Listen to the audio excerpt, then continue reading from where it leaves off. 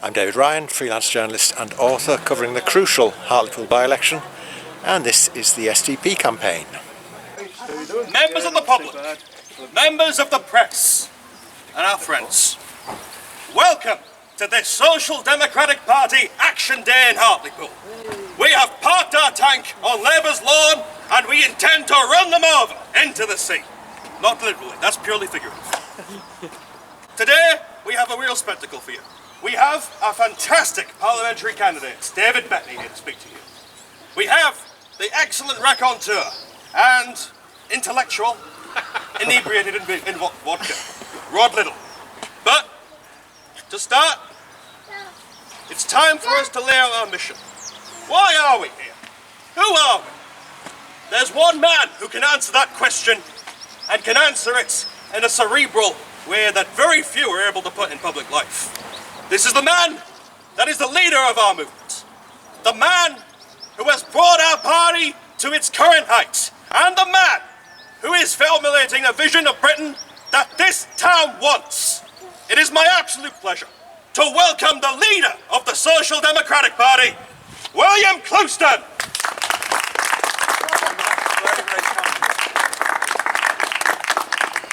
I'm going to use a mic because I'm not like a young Brian Blessed. You might want to hear what I say.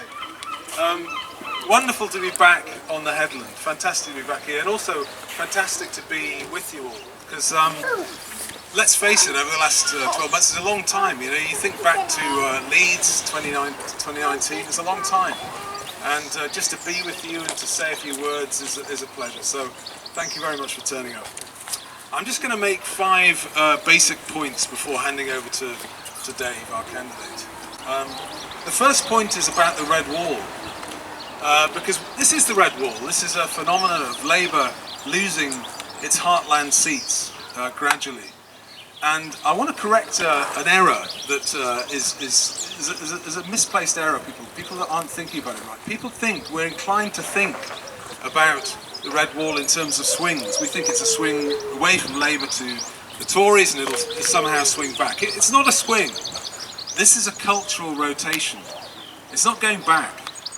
As someone once said, Huck Finn is just out for sticks. He ain't coming back. This vote is not coming back to Labour.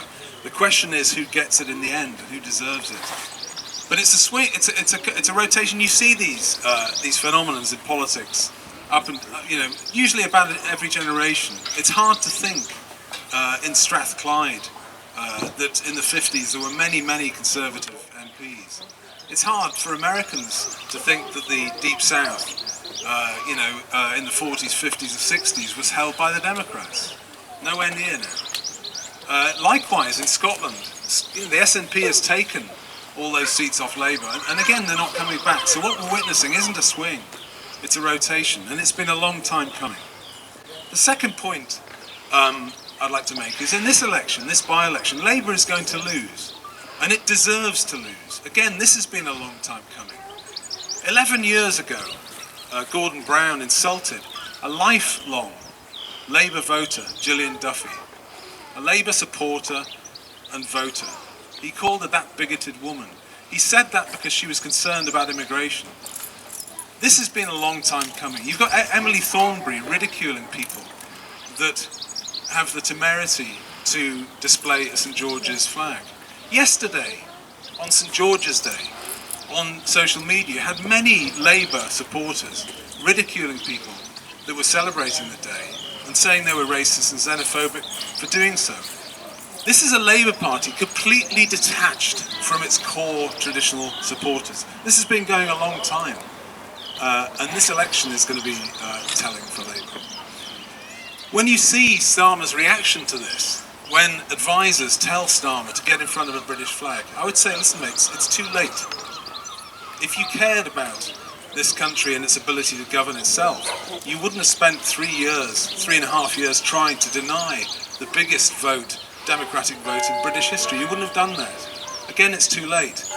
The wonderful John Gray put a piece into the New Statesman last week, and he said that in selecting Paul Williams as their candidate, an arch Remainer, it was effectively putting 2 fingers up to the people of Hartlepool. And Gray said, Don't be surprised if the people of Hartlepool put two fingers back, return the favour. That's what's going to happen in this election. No doubt about it. We'd be very wise to listen to them. We're right about almost everything.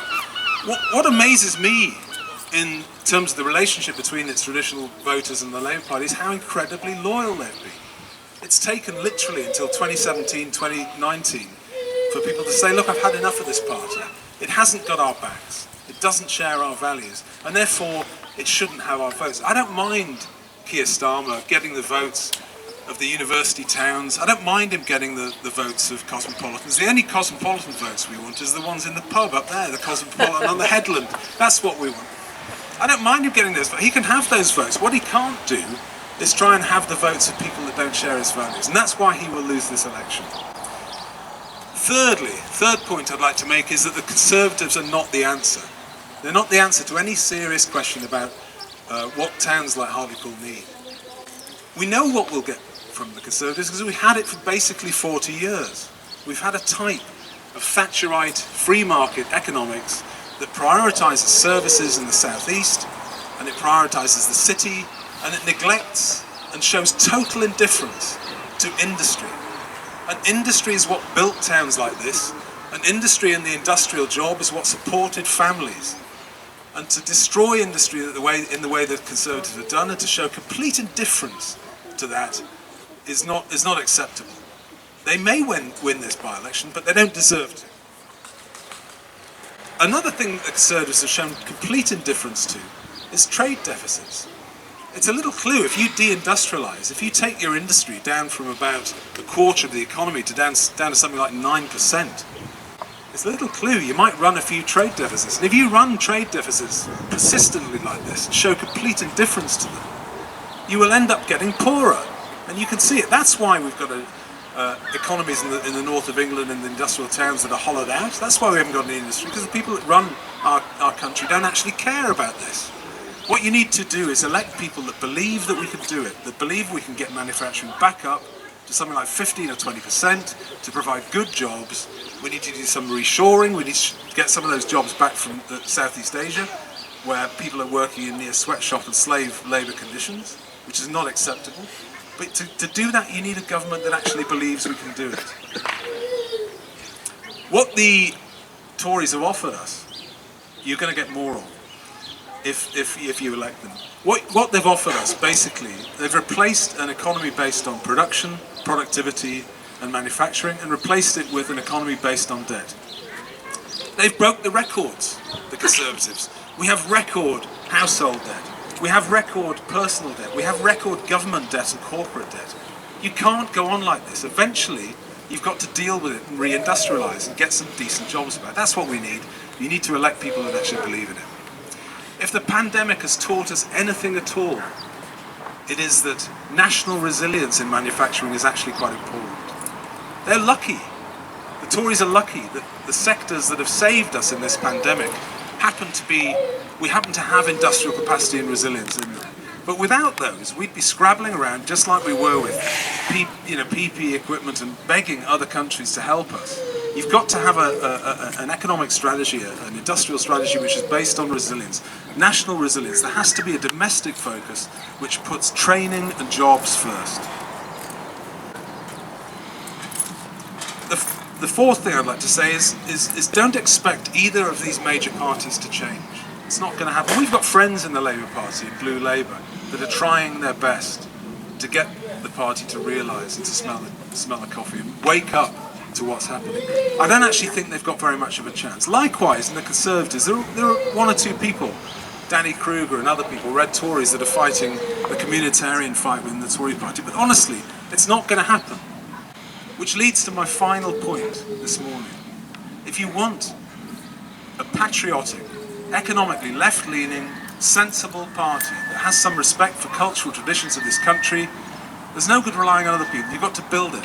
And people have asked me over these years, can we do it? Can we do it? And I would say this is what doing it looks like. Bit by bit we get bigger, we grow, we get more members. And that's why I would ask, and I would urge the people of Hartlepool on May the 6th to vote Bettney. Better with Bettney, vote SDP. Thank you.